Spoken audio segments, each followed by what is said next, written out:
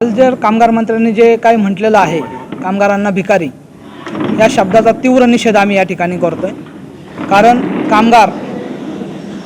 कामगारांना भिकारी म्हणणं म्हणजे ते त्या खात्याचे मंत्री आहेत, त्यांनी येत्या 2 दिवसात जर त्या संदर्भात दिलगिरी व्यक्त केली नाही तर आमचे सर्व पिंपरी चिंचवडमधले कामगार या ठिकाणी येऊन आम्ही ठिय्या आंदोलन करू।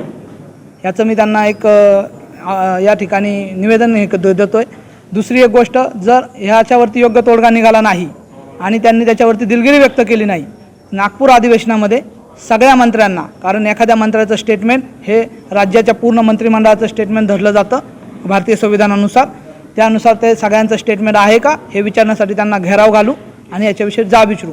आणि दुसरी एक गोष्ट माझी साहेबांना सांगणं आहे की साहेब, तुम्ही कामगार मंत्री आहात, तुमच्याशी येणं, चर्चा करणं, तुमच्याशी बोलणं आणि तुमच्याविषयी निदर्शनं करणं, कारण तुम्ही पर्सनल व्यक्ती नाही आहात, तुम्ही पब्लिक सर्वंट आहात, तुमच्याशी बोलणं, तुमचा निषेध करणं किंवा तुमचे आभार मानणं हे सगळं आमचं घटनात्मक अधिकार आहे।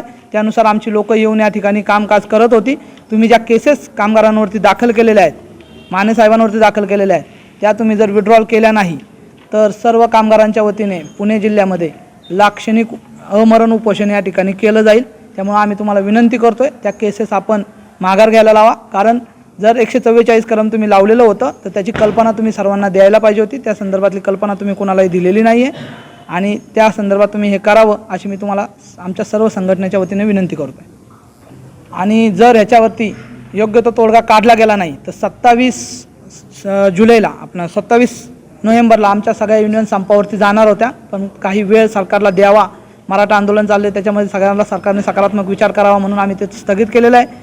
जर त्याच्यावरती योग्य विचार केला गेला नाही तर गिरणी कामगारांमध्ये काय झालं होतं, विदाऊट संपाच्या नोटीस जाऊन ते देशोधडीला लागले होते। परंतु येणाऱ्या काळात 150 संघटना पुणे जिल्ह्यातल्या मोठ्या बजाज कामगार संघटना असेल, वॉल्क्सवॅगन असेल, ज्या ठिकाणी 3-3 आणि 4-4 हजार कामगार आहेत, अशा सगळ्या मोठ्या मल्टीनॅशनल कंपन्या ह्या लीगल संपावरती जातील आणि तो जो संप होईल आणि ते कामगार जे इथे येतील ते कामगार मंत्र्यांना आलेलं कामगार इथं पेलवणार नाहीत। कामगारांवरती झालेला अन्याय आणि त्याच्यानंतर कामगार आलेल्या रस्त्यावरती त्याचं उत्तर देणं त्यांना अवघड जाईल। त्यामुळे माझं त्यांना विनंती आहे, हा लढा शांततेच्या मार्गाने संयमाने चाललेला आहे, तो तुम्ही लवकरात लवकर सोडवावा आणि कामगारांवरती दाखल केलेले गुन्हे मागे घ्यावेत। प्रत्येक राजकीय पक्षांच्या आंदोलनाला या ठिकाणी सर्व कामगार संघटनेच्या नेत्यांनी आम्हाला पाठिंबा दिलेला आहे। फक्त पक्षीय कामगार संघटनेच्या सर्व नेत्यांनी दिला आहे। राष्ट्रवादीचे आलेत, काँग्रेसचे आलेत, इंटकचे सचिन आयर साहेब सेनेचे आलेत, एवन पावसकर साहेब जे मुख्यमंत्री साहेबांच्या शिवसेनेचं काम करतात त्यांनीही पाठिंबा दिला आहे पत्राद्वारे। फक्त भारतीय कामगार सेनेच्या पुणे जिल्हा अध्यक्षांनी पाठिंबा दिलेला आहे। त्यामुळे सर्व पक्षीय कामगार संघटनांनी आम्हाला पाठिंबा दिला आहे। महाराज साहेब आले होते, संभाजीराजे त्या ठिकाणी, त्यांनी पाठिंबा दिला आहे। चळवळीतल्या सगळ्या लोकांनी पाठिंबा दिला आहे। सर्व राजकीय व्यक्तिमत्व त्या ठिकाणी आलेत, आमदार खासदार आलेले आहेत। शोकांतिका एवढी आहे, प्रश्न कामगारांचा आहे, कामगार मंत्र्यांनी यायला पाहिजे होतं, ते अजून आलेले नाहीत। आता तुमच्याबद्दल तुम्ही समाधानी आहे का साहेब? त्यांना माहीत नसेल, हे जे कामगार आणि ही कंपनी आहे ना, ही मावळात आहे आणि देशावरती जेव्हा राज्य होतं आणि स्वातंत्र्याची पहिली कुठं चिंगारी पेटली असेल ना, ज्यांना कुणाला घेऊन शिवाजी महाराजांनी निर्माण केलं ते मावळातनं केलं। शेतकऱ्यांवरती पहिला गोळीबार झाला, आंदोलनं झाली, ती मावळात शेतकऱ्यांनी छातीवरती गोळ्या भरून ते आंदोलन दडपलेलं आहे। आणि इथं जर त्यांनी हुंदाई मोटरचं तसंच करण्याचा प्रयत्न केला ना, मी तुम्हाला सांगू शकतो, म्हणजे सगळीकडे म्हणलं जातं, म्हणजे बरेच लोक म्हणतात की शिवाजी महाराजांचं स्वराज्य 3.5 जिल्ह्याचं होतं, म्हणजे आपण सांगली, कोल्हापूर, सातारा आणि पुणे, पण जे तिथून चालू झालं ना ते मावळातनं झालं। मग मावळात काय काय होऊ शकतं आणि आम्ही काय काय करू शकतो हे येणाऱ्या काळामध्ये आम्ही नक्कीच दाखवू। आणि संविधानिक पद्धतीने, कुठेही असं धमकी वगैरे नाही, संविधानिक जो संविधानाने आम्हाला अधिकार दिला आहे, जे हत्यारं आम्हाला संविधानाने दिलेली आहेत, ज्या संविधानिक पद्धतीच्या हत्याराचा वापर करून लढलं पाहिजे, त्या सगळ्या पद्धतीने आम्ही या ठिकाणी लढू। भिकारी म्हणून घरांना भिकेला लावलं हे सिद्ध केलंय का असं वाटतं? हो, पण त्यांनी जर भिकारी म्हटलं असेल तर त्यांनी राजीनामा द्यायला पाहिजे पहिल्यांदा। ते कामगार मंत्री आहेत आणि त्या शब्दाची त्यांनी जाहीर दिलगिरी जर व्यक्त केली नाही तर मोठा हे होईल। इथं कुणी येणार नव्हतं, त्यांच्या एका कालच्या स्टेटमेंटमुळं आज 10 युनियनची लोक, सामाजिक कार्यकर्ते पिंपरी चिंचवडचे या ठिकाणी आलेले आहेत। त्यांनी जर दिलगिरी व्यक्त नाही केली तर सर्व संघटनेचे अध्यक्ष जरी आले पिंपरी चिंचवडचे पुण्याचे तरी इथं 5000 लोक होतील आणि सगळे कामगार आले तर लाख लोक सांगलीमध्ये मिरजेमध्ये येतील। आणि माझी विज्ञानदादांकडून अपेक्षा आहे की त्या सगळ्या 1 लाख लोकांची ते सोयी करतील। सामाजिक जाणीवेतनं. त्यांच्याबद्दल आता अपशब्द बोलणं योग्य नाही. आम्ही मतदारसंघामध्ये फिरत असताना तुमची काय भूमिका असणार? नागपूर अधिवेशनामध्ये 3 दिवस आम्ही पायी मोर्चाने जाणार आहोत 3 दिवस अगोदर, आणि तिथं जर त्यांनी योग्य उत्तर दिलं नाही तर तिथं घेराव घालू, आणि आठवड्यात जर आमचा प्रश्न सुटला नाही तर अमरण उपोषण सुद्धा तिथं त्या ठिकाणी सगळ्यांच्या वतीने करण्यात येईल. कामगार मंत्र्यांच्या या भूमिकेपाठीमागं वरिष्ठ पातळीवरचे कोण जबाबदार आहेत असं मला वाटतं का? येणाऱ्या अधिवेशनामध्ये त्याच्या संदर्भातली क्लिप तुम्हाला ऐकू येईल नक्कीच. आहे ही जी 300 एकर लँड आहे कंपनीची, ही 1 रुपया भाड्याची लँड आहे. 1 रुपया भाड्याने, वर्षाला 1 रुपया भाड्याने. आणि ते महाराष्ट्र सरकारचं आणि कंपनीचं ॲग्रीमेंट आहे, त्याच्यातला हा क्लॉज आहे. येणारी कंपनी जर जनरल मोटरची पार्टनर असेल, 50% शेअर्स येणाऱ्या कंपनीमध्ये जनरल मोटरचे असतील, किंवा तिचं मॅनेजमेंट जनरल मोटरचं असेल तरच ट्रान्सफर करता येईल.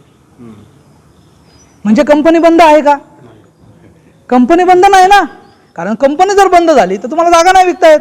आणि मग आज 4 महिने झाले तुम्ही क्लोजर दिलाय, तो योग्य आयोग हायकोर्टातला भाग आहे. तुम्ही जागा का नाही काढून घेतली? सगळा ह्या व्यवहारातला जो पोपट आहे ना, म्हणतो ना आपण पोपट, जीव त्या जागेमध्ये. कंपनीचा ॲसेट तिथं 500 कोटीचा आहे, आणि ह्या जनरल मोटर्सनी हुंदाय मोटर्सला 4,500 कोटीला प्लॅन्ट विकला आहे. म्हणजे काय विकलंय? ती जागा ह्या सगळ्याचा पोपट आहे. आणि मग जर जागेसहित कामगार जर ह्या क्लॉजप्रमाणे ट्रान्सफर करायचे म्हणलं तर ॲग्रीमेंटच्या क्लॉजप्रमाणे कामगार ट्रान्सफर होतात, कारण कंपनी बंद होत नाही. मग हुंदाय काय म्हणणार? कामगारांसहित आम्ही घेण्यासाठी आम्ही 1,000 कोटी रुपये तुम्हाला कमी देऊ, कारण कामगारांना पगार 70,000 आहे, 60,000 आहे, आम्हाला 10-20 हजाराचे कामगार मिळणार. मग कसे काढायचे कामगार? तर हे क्लोजर. आता वजीर ग्लास निशिता म्हात्रे मॅडमचं एक जजमेंट आहे बॉम्बे हायकोर्टाचं, त्याच्यामध्ये हे स्पष्ट केलं आहे, क्लोजर म्हणजे पूर्ण कंपनी बंद, पूर्ण. आणि ह्या साहेबांनी आपल्या पर्टिक्युलर अंडरटेकिंग क्लोजरचं दिलं आहे. म्हणजे तेवढी कंपनी बंद नाही केली, पर्टिक्युलर तळेगाव प्लॅन बंद केला. का?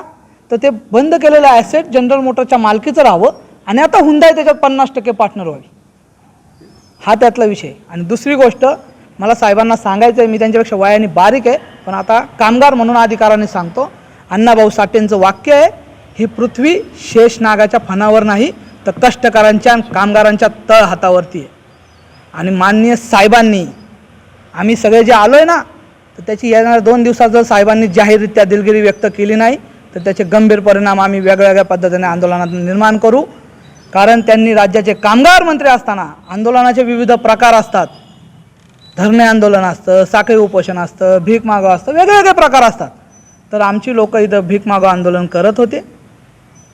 त्यांनी जे वाक्य कालच्या प्रेस नोटमध्ये वापरलेलं आहे की भिकाऱ्यांची भीक नको, म्हणजे तुम्ही जनरल मोटरच्या कामगारांना नाही तर राज्यातल्या सगळ्या कामगारांना भिकारी म्हटलात, आणि त्याचे तुम्ही मंत्री आहात त्या डिपार्टमेंटचे. आणि जे अण्णाभाऊंचं वाक्य आहे, कष्टकऱ्यांचे शेतकऱ्यांच्या हातावरती ही पृथ्वी उभी आहे, मग त्यांच्या विचारांना काय आहे का नाही? त्यामुळे त्या वाक्याची तुम्ही जाहीररित्या दिलगिरी व्यक्त करा, नाही तर अधिवेशनामध्ये आम्ही 100 आमचे 1000 कामगार अधिवेशनामध्ये तिथं येतील, आणि सगळ्या मंत्र्यांना आम्ही तिथं नागपूर अधिवेशनामध्ये घेरा घालू, आणि ह्याचा जाब विचारू की तुम्ही भारतीय संविधानानुसार एखाद्या मंत्र्याचं स्टेटमेंट हे सामुदायिक राज्याच्या प्रमुखाचं स्टेटमेंट समजलं जातं. जर कामगार मंत्र्यांचं हे स्टेटमेंट असेल तर मुख्यमंत्र्यांचं हे स्टेटमेंट आहे का, मग उपमुख्यमंत्र्यांचं हे स्टेटमेंट आहे का? आणि त्यांना सगळ्यांना घेराव घालून याचं उत्तर द्यायला लावू. त्यामुळे अधिवेशन चालू व्हायच्या अगोदर माननीय कामगार मंत्र्यांनी या संदर्भात दिलगिरी व्यक्त करावी, अशी आमची सगळ्या कामगारांच्या वतीने त्यांना विनंती आहे.